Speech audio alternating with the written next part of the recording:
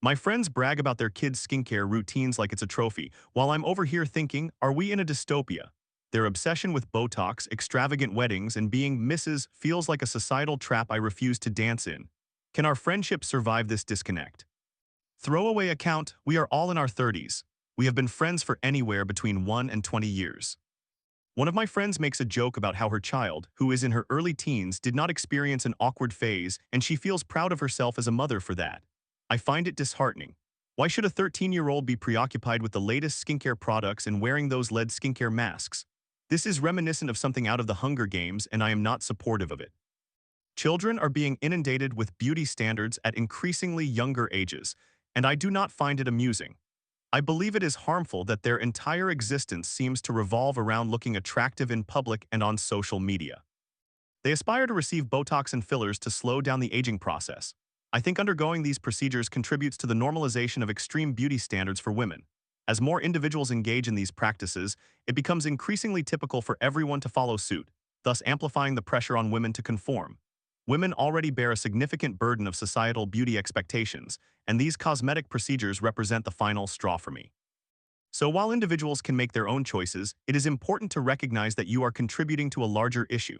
The problem arises in group discussions. If I express my disapproval, I am perceived as the judgmental one. In a way, I am judging, but I do not mean to imply that they are foolish for their choices. I simply find it disheartening that they have succumbed to societal pressures and are contributing to them. I understand that we all succumb to some extent, but I am actively trying to resist while they are not. Several of my friends are getting married, and I believe the entire culture surrounding weddings is wasteful and misogynistic. Why is the most significant moment in a woman's life deemed to be the one in which she is bound to a man? The entire concept feels cringeworthy. Having your father give you away, changing your last name, and the wedding-related entitlement, such as expecting gifts at bridal showers and cash at weddings, along with multiple events all centered around the wedding engagement party, bridal shower, bachelor party, rehearsal dinner, wedding, reception, or mehndi, or other celebrations in different cultures, strikes me as excessive. There is no other occasion where one can demand as much time and money from others without being considered selfish. You could discover the cure for cancer, yet people would still think you are selfish if you required a year of events and expenses to commemorate it. I am fine with participating in my friends' choices, however, I struggle to engage in these conversations without sounding ungrateful. A friend wants to have shoes embroidered with Mrs. for her wedding day. How am I supposed to respond to that? I find it incredibly corny, and I also see it as wasteful since I can't imagine her wearing shoes that proclaim her as Mrs. in her daily life. So you want to wear something to advertise that you belong to a man, but you will only wear them once, then what happens? They will merely take up space in her home, I suppose. Bridesmaids' proposal boxes filled with useless trinkets, including my name and vinyl on the box, seem wasteful to me. I do not need anything with my name on it, nor do I have much interest in the majority of the contents. Perfume samples, single-use face masks, and a bunch of raffia as filler do not appeal to me. I believe bridesmaids' proposal events and boxes should not even exist. Simply ask people to be your bridesmaids and move forward. I do not wish to be gifted anything with inscriptions that I cannot wear outside the context of the event. I also think bachelorette parties should be what they are, parties. I do not understand why everyone now feels the need to create a trip for these events. It strikes me as wasteful, and I believe it is selfish to require your friends to spend their money and vacation time on this. All the excessive save-the-dates and invitations usually end up in the trash. Again, I am participating, but I am unsure what to say when these ideas arise in conversation. I either have to ignore them or lie and say, yes, these are great ideas.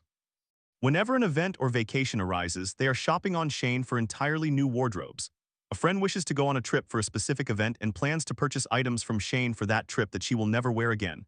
I am uncertain how to express excitement in the group chat when I find it incredibly wasteful. Again, I am not innocent in this regard. I probably engage in actions that others find wasteful, but I am making a conscious effort to change. I am trying to own less and less while they seem to want more.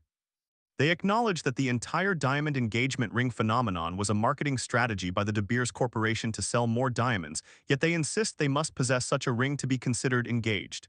Whenever someone becomes engaged, they eagerly say, "Ooh, let's see the ring." I have no interest in seeing the ring. They almost all look identical. I am not against jewelry. I love unique or interesting pieces. However, their excitement stems solely from the fact that the ring contains a diamond and symbolizes being engaged. There is nothing fundamentally remarkable about the ring itself. Yet, I must pretend to be interested, or else I appear inconsiderate. They adore designer brands, even though they recognize that the prices have been marked up by hundreds of times their actual worth. They often send photos of a bag or shoe they like, and it looks like any other no-name bag or shoe except for the brand name. Thus, I have to feign interest once more. If the bags featured intriguing characteristics or a unique design, that would be acceptable, however, they do not. Sometimes they are actually subpar. You can observe that the construction is not ideal. I would be more intrigued if the bag had a key leash, was waterproof, featured bright lining for visibility, or if the leather was not coated in plastic. Consequently, I lack any positive contributions to the conversation. When they complain about how useless their husbands are, how they cannot leave their children with them, how they must drive themselves to the doctor for surgery consultations because their husbands do not want to wait for them and do not even ask how the appointment went, how they will have to hire a cleaner during their recovery because their husbands will not lift a finger, when they mention that their husbands do not keep track of major medical procedures their children have undergone, when they state that their husbands do not know their children's grades or teachers' names, and when they say their husbands never wash dishes, do laundry, or scrub a toilet, what am I supposed to say? What I genuinely want to express is that their husbands are worthless and they are essentially single mothers, so they should leave, as it is incomprehensible to me that someone who loves them would allow them to be so exhausted. Of course, I do not articulate that. If I simply say, that really sucks, they immediately shift gears, stating that their husbands do wash dishes occasionally and are good fathers.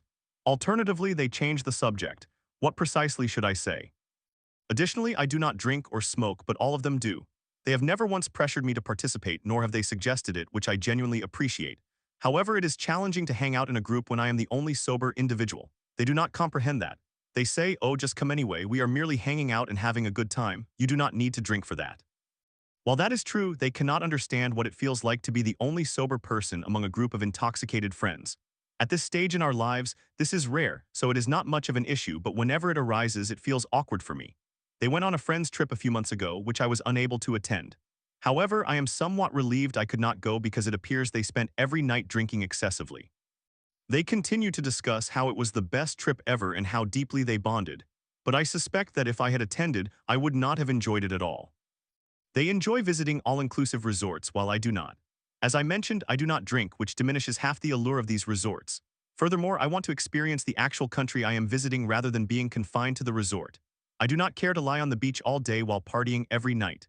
Moreover, these foreign companies acquire land from the local populace and have the locals serve and cater to their every whim. It feels like a new form of colonization, which I find troubling. So how am I supposed to respond when they propose planning a trip? I still consider these individuals my close friends, even though I do not agree with them on many of these issues. I do not believe that agreement is a prerequisite for friendship. I simply do not know how to engage in these discussions. Story 2. Stuck in a cycle of arguments, my girlfriend's insults cut deep. You're an excuse for a man, she snaps after I tip too much while I shoulder the household chores alone. Can we rekindle our spark before it's too late, or are we better off apart? Things have become somewhat stale, and it feels as though this has been the case for a while. I want to move past everything, but my cup has been empty for some time now, and I can't sustain this indefinitely. Some disagreements we have had recently are really weighing on me too. They can be quite nuanced, so please be prepared for that. Of course, there are many wonderful aspects of my partner that are not being represented here. There have been times when I have been in the wrong or have qualities that could use improvement. One argument we had last night occurred because she insisted on ordering through a food delivery service right at that moment, 8:30 p.m. on a Sunday. I wake up at 4:50 a.m. on weekdays and work 12-hour shifts in a warehouse, and she couldn't entertain any other option. She called up a friend who said something like, as a man, you should never turn down a chance to make money. You both should go out right now since you're not doing anything. However, I always try to encourage her to engage in activities that would benefit us, such as cleaning, preparing for our upcoming move in a month and a half, completing her homework, taking her medication, or waking up earlier on weekends. When she does not feel like doing those things right away or at all, that is perfectly fine. I let it go. I don't make a fuss or insult her. Therefore, I would hope that if there are things I don't feel like doing on short notice, it would be acceptable, but it seems it is not. This brings me to another point. She is dissatisfied with my current salary or job despite anticipated raises. To provide some context for why I want to keep my job, I live just 5 minutes away from our potential home and I have bipolar disorder, which makes it challenging for me to maintain long-term employment at times. I know that this particular job, its responsibilities, schedule, and commute, I can manage indefinitely without burning out. I no longer have the luxury to opt out because I recently purchased a brand new car. I did not even wish to visit the dealership. She insisted that we go. I thought to myself, I probably won't buy it anyway, so why not take a test drive? I ended up with what I believed was a deal I could not refuse, a $36,000 price for a 2025 Honda Accord Touring Hybrid. But in reality, it amounted to nearly $40,000 with fees, and I would have reconsidered had I known that initially. She wants me to pursue further education, and I have never stated that I would not consider it, but I am uncertain about what I would study. Moreover, more critically, I do not want to be $50,000 in debt, so the program would need to be less costly than that. Perhaps we could seek some scholarships or grants, I'm not sure, but I am unwilling to take on such significant debt merely to earn an additional $5 an hour compared to my current earnings. I see decent forklift jobs starting at 20 to 23 per hour, so I would need to earn approximately 30 for education to be worthwhile. However, I do not feel that I have the autonomy to make these choices. It seems that my decisions are not satisfactory to her because they do not align with her desires. I have never imposed requirements on her. She is studying social work, which is commendable, and I support her, but I would never challenge her by suggesting that her salary is inadequate or that she should not pursue that path. I recognize that I cannot earn my current wage forever, which should soon be 17.5 due to raises, but it suffices for the moment, and I intend to develop my skills, both physical and interpersonal, along with making connections. There are still numerous benefits to this job for me right now. She can become quite harsh when she is upset, and I think I could manage that if it were more respectful or if I felt loved and desired in the relationship. I often feel that she does not kiss me. I know she has never initiated, and it seems that her focus has rarely been on my pleasure, though I am certainly giving. I consistently fulfill my part at least twice every time without fail. I have not received any affection this year, so it has been nearly 6 months. We have discussed this frequently, and while I understand it is related to her self-esteem issues, I want to see improvement not just for my sake but for hers as well. However, I do not observe any progress. It is easy for her to dismiss these issues because they are not significant for her, but for me, I need our relationship to receive nurturing occasionally so that it does not wither away and can grow stronger. A recent example of her anger illustrates this. I just received my first tattoo. I paid a 60 deposit and they quoted me 400 at the register, which I thought was a deal, so I wanted to tip a little more. I left a 60 tip. She exploded, saying things like, "Wow, do you like her or something?" and accused me of being extremely cheap. She exclaimed, "Keep being cheap with me and your mother," followed by "Forget you," among other insults. I would never speak to her that way, and I believe tipping what I was instructed to is a perfectly reasonable choice. I wanted to establish rapport with the artist, ensuring she would fit me into her schedule when she might not have otherwise if I were a non-tipper, and care about producing quality artwork for me. Unfortunately, she reacts explosively to situations, treating me as though I am an excuse for a man and so forth. I am just very weary of experiencing these lows without the highs to balance them out. I manage all the laundry, all the dishes, and all the household chores, and I no longer feel appreciated.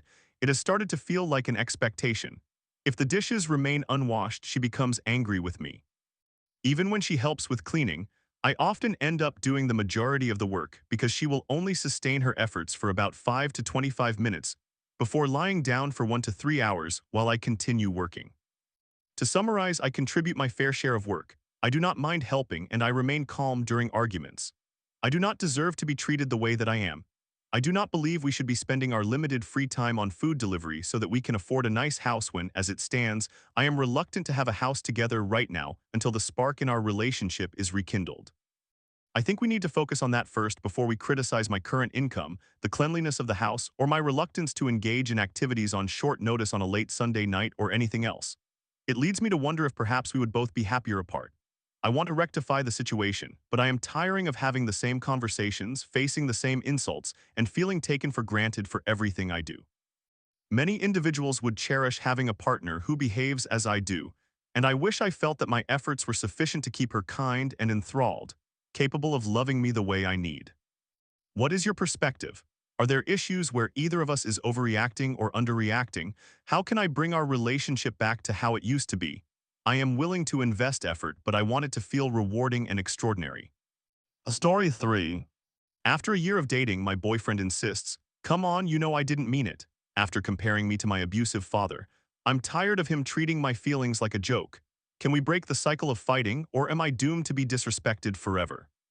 I, 21 years old, female, feel as though my boyfriend, 22 years old, male, and I argue too frequently for a relationship that has only lasted a year. It does not help that I have never dated anyone else, so everything is new to me. We had a disagreement today that prompted me to post on Reddit.